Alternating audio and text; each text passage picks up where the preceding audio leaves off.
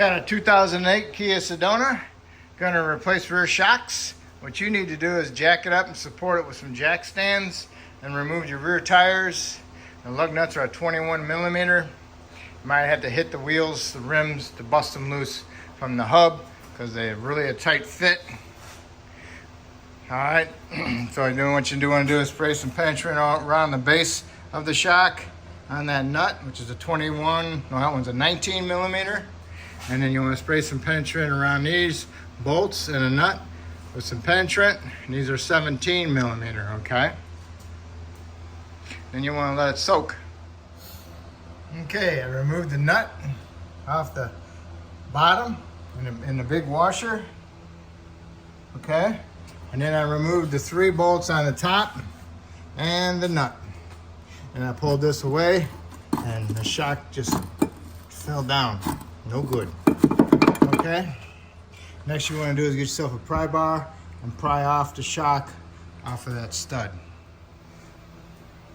Now you have this shock and its upper support. What you got is a 19 millimeter nut and 19 millimeter headed bolt. What you want to do is put a wrench on there and take off your nut.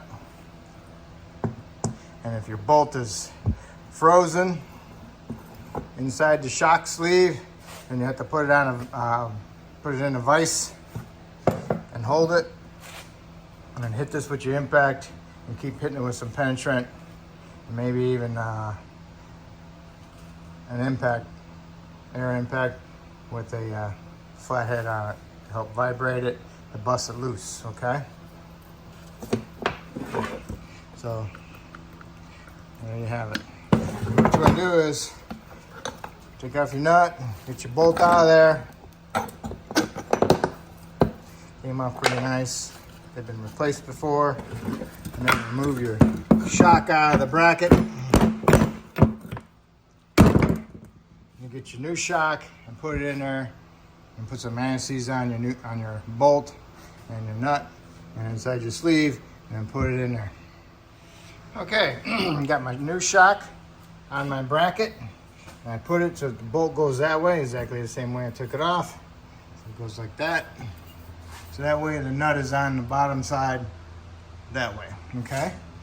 So I put an anti-seize on them, torqued it to like 90 to 100 foot-pounds. What you want to do is you want to put some anti-seize on your little stud, put some anti-seize on your threads, and put some anti-seize on this lower stud coming out, okay? So now what you want to do is stick your shock down through there and put it on your lower stud coming out, okay? And then you can go ahead and work on the top, okay? Get the top one started.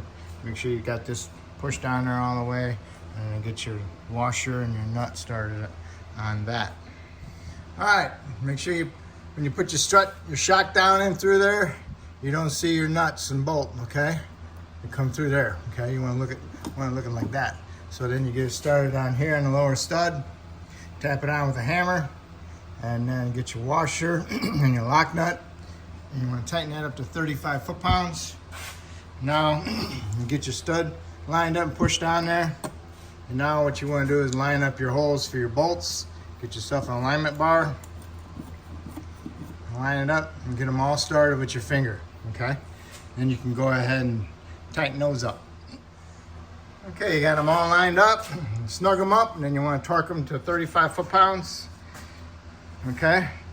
Careful you don't put too much on them and snap them off, all right? And that's it. That's how you do your shocks. So do the other side exactly the same way, and then you're all set, and then you can put your tires back on and torque those to 100 foot-pounds also. Okay? All right.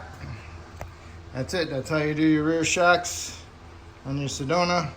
I helped you out. That's awesome. Hopefully you can help me out by subscribing. And hey, have a wonderful day.